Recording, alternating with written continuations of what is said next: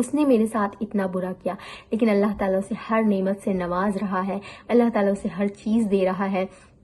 ہم ہی آزمائش میں ہیں، ہمارے پیچھے ہی غم پڑے ہوئے ہیں۔ امید ہے کہ آپ کے سوال کے جواب آپ کو مل گئے ہوں گے، تو آج سے آپ پریشان ہونا چھوڑ دیں۔ اس نے میرے ساتھ اتنا برا کیا، لیکن اللہ تعالیٰ اسے ہر نعمت سے نواز رہا ہے، اللہ تعالیٰ اسے ہر چیز دے رہا ہے۔ ہم ہی آزمائش میں ہیں، ہمارے پیچھے ہی غم پڑے ہوئے ہیں۔ اور دوسری چیز، جو ٹین ایج کے لوگ ہوتے ہیں وہ یہ سوال کرتے ہیں کہ آخر ہمیں ملوانا نہیں تھا، ہمیں جدا کرنا تھا، تو اللہ تعالیٰ نے کیوں ہمیں ملوایا، کیوں ہمارے دلوں کو اتنا قریب کیا، کیوں ہمیں ایک دوسرے سے اتنی محبت کروائی۔ تو سب سے پہلا سوال جو ہے اس کا جواب میں دیتی ہوں۔ خاندانی رشتے کی بات اگر کر لیں تو دیکھیں، اللہ تعالیٰ نے سورۃ البقرہ سورہ نمبر 2 آیت نمبر 155 میں فرمایا ہے کہ ہم تمہیں بھوک سے، خوف سے، غموں سے، پھلوں کے نقصان سے، ہر چیز سے آزمائیں گے، اور آزمائش پہ جو لوگ صبر کرتے ہیں، آیت نمبر 156 میں اللہ تعالیٰ نے فرمایا ہے کہ جو لوگ اس پہ صبر کرتے اور کہتے قالوا انا للہ و انا الیہ راجعون، تو اللہ تعالیٰ ان کے لیے خوشخبری دیتا ہے۔ تو دیکھیں، ہماری آزمائش کا ذریعہ الگ الگ ہو سکتا ہے۔ ہم اگر ٹین ایج میں ہیں تو ہو سکتا ہے کہ ہمیں محبتوں کے ذریعے سے غم میں آزمایا جا رہا ہے۔ ہمیں اللہ تعالیٰ نہیں کہتا کہ ہم محبتوں میں پڑے، ہم حرام ریلیشن شپ میں پڑے، ٹھیک ہے، لیکن ایسی بات نہیں ہے کہ اگر آپ محبتوں میں پڑے ہیں تو آپ کے پیچھے ہی غم لگے ہیں۔ جو لوگ شادی شدہ ہے، جو لوگ نکاح کے رشتے میں ہیں، ان کو بھی کسی نہ کسی غم سے آزمایا جا رہا ہے۔ کسی کو اولاد نہیں ہو رہی ہے، کسی کے سسرال والے اچھے نہیں ہیں، کسی کے شوہر کام نہیں کرتے ہیں، کسی کی بیوی اچھی نہیں ہے، بد زبان ہے، تو کسی نہ کسی طریقے سے اللہ تعالیٰ آزمائش کرتا ہے۔ ہو سکتا ہے کہ ہم ٹین ایج میں ہیں، ہم محبتوں کے چکر میں پڑ گئے، تو یہ چیز ہمارے اللہ کو غیب کا علم ہے، اللہ تعالیٰ کو یہ چیز بہت پہلے سے پتا ہے کہ ہم آگے چل کر ہماری پیدائش ہوگی، ہم ٹین ایج میں جائیں گے، ہم اس چکر میں پڑیں گے، اور پھر ہمارے ساتھ یہ غم لگا رہے گا، یہ مصیبتیں میرے اوپر آئے گی، اور پھر ہم دعا کریں گے، اللہ تعالیٰ ہماری مصیبتوں کو ہم سے دور کرے گا۔ یہ ساری چیزیں جو ہے تقدیر میں لکھی ہوئی ہے۔ تو آپ یوں سمجھے کہ اللہ تعالیٰ نے آزمائش کا ذریعہ بتایا ہے، تو کسی کو غم سے ہو سکتا ہے کہ آپ کے لیے اس غم کے ذریعے سے آزمائش ہو سکتا ہے کسی کو کھونے کا خوف کا ذریعہ آزمایا گیا ہو، کسی کو کسی کے بزنس میں نقصان ہو گیا ہو، کسی کے رشتے خراب ہو گئے ہوں، بہت ساری چیزیں ہیں۔ تو آپ سمجھ لیں کہ آپ کی زندگی میں جو اللہ نے آزمائش کی بات کی ہے، یہ آپ کے ایک آزمائش کا حصہ ہے۔ اور اگر آپ یہ سوچتے ہیں، بہت سے لوگوں کا سوال یہ بھی ہوتا ہے کہ ایک بہن نے مجھ سے کہا تھا کہ میں بہت عبادتیں کر رہی ہوں، میں بہت نمازیں پڑھ رہی ہوں، لیکن کیا فائدہ، اتنی نمازیں کری پھر بھی کچھ صحیح نہیں ہو رہا ہے زندگی میں۔ تو میری بہن یا میرے بھائی، میں آپ سے یہ کہنا چاہتی ہوں کہ ہم عبادتیں اللہ کا حق سمجھ کر ہمیں کرنا چاہیے۔ کیا ہوگا کہ اگر ہمیں اگر مصیبتیں مل رہی ہے تو کیا ہم اللہ کی عبادت کرنا چھوڑ دیں گے؟ ہمارے آس پاس جو اتنی نعمتیں ہیں جو بغیر ہمیں مانگے ملی ہے، جو ہم زبان سے بول رہے وہ اللہ نے دی ہے، ہمارے ہاتھ، ہمارے آنکھ، ہماری پورا جسم اللہ نے ہمیں دیا ہے، ہم اتنے گناہوں کے بعد بھی اللہ ہمیں رزق دیتا ہے۔ کیا ہمیں حق نہیں بنتا کہ ہم اللہ تعالیٰ کا شکر ادا کریں، اللہ تعالیٰ کی عبادت کریں؟ پھر کس منہ سے ہم یہ شکایت کرتے کہ ہم اتنی عبادت، مطلب ہم اتنے مطلبی ہو گئے کہ صرف ہم عبادت اس لیے کرتے کہ ہماری زندگی میں سب کچھ اچھا ہو۔ اور آپ ایک چیز جان لیں کہ آپ کے ایمان جتنا مضبوط ہوگا، اللہ تعالیٰ آپ کی آزمائش بھی اتنی ہی سخت کرے گا۔ کیونکہ جب ہم مارکیٹ میں جاتے ہیں تو سونا صحیح ہے یا نہیں ہے، نکلی تو نہیں ہے، اس چیز کے لیے ہم سونے کی آزمائش کو سونار کرتا ہے، اس کو آگ میں ڈالتا ہے، اس کے بعد پتہ چلتا ہے کہ سونا کتنا کھرا ہے۔ تو اللہ تعالیٰ کیا ہماری ایمان کی آزمائش نہیں کرے گا؟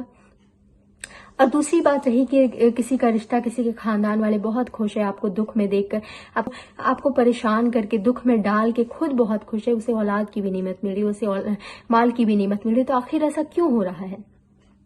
کیا وہ بہت نیک ہے جبکہ اس کے گناہ بظاہر سب کے سامنے نظر آ رہے ہیں کہ وہ کتنا گناہ گار ہے، پھر بھی اسے ہر چیز حاصل ہو رہی ہے؟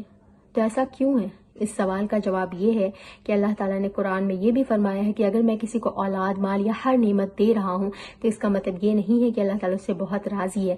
ہاں، ہو سکتا ہے کہ اللہ تعالیٰ اس سے راضی ہو، تو راضی ہونے کی صورت میں اللہ تعالیٰ اسے وہ چیز دے رہا ہو، لیکن بہت بار یہ بھی ہوتا ہے کہ اللہ تعالیٰ اس سے راضی نہیں ہے، لیکن اللہ تعالیٰ وہ ساری چیزیں اس کے گناہوں کے باوجود بھی اسے دیتا ہے، اس کی رسی ڈھیلی کر کے چھوڑ دیتا ہے کہ میں تمہیں یہ ساری نعمتیں دے رہا ہوں اور میں دیکھتا ہوں کہ تم کہاں تک گناہوں میں جا سکتے ہو۔ اور وہ شخص یہ سوچ رہا ہوتا ہے کہ مجھے عبادت کرنے کی ضرورت کیا ہے، مجھے اللہ کے قریب ہونے کی ضرورت کیا ہے، مجھے تو بغیر مانگے اتنی نعمتیں مل رہی ہے۔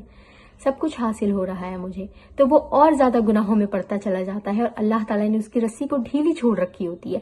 और अल्लाह ताला ने आपको अगर आजमाइश में डाला है, आप सब कुछ कर रहे, इबादतें कर रहे, अल्लाह के करीब है, फिर भी अगर आपको आजमाइशें आ रही है, फिर भी अगर आप परेशान हैं, तो समझे कि अल्लाह ताला ने आपको अपनी नजरों में रखा है।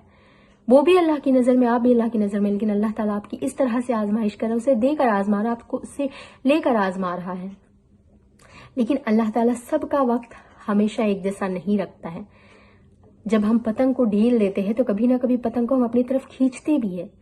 अल्लाह ताला पतंग को उस इंसान को ढील दे रहा है तो इसका मतलब ये नहीं है कि वो बहुत नेक है, या अल्लाह ताला उसके गुनाहों को जानता नहीं है, या अल्लाह ताला उससे बहुत राजी हो गया है।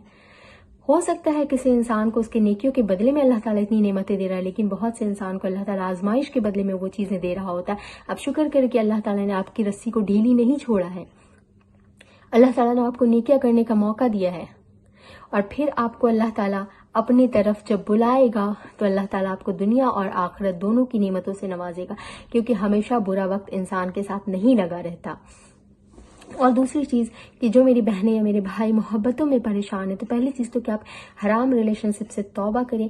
और अगर आप इन चीजों में पड़ ही गए हैं और अगर आपको कोई सूरत हाल नजर नहीं आ रही है आपके निकाह की, तो समझ ले कि ये आपकी एक आजमाइश है, ये एक गम है, आपका जो जरिया था आजमाने का, अल्लाह ने आपको इस चीज से आजमाया है। लेकिन आप अल्लाह ताला से दुआ करेंगे, आप इस मुसीबत पे सब्र करेंगे तो अल्लाह ताला आपको दुनिया और आखिरत दोनों की बशारतें देता है।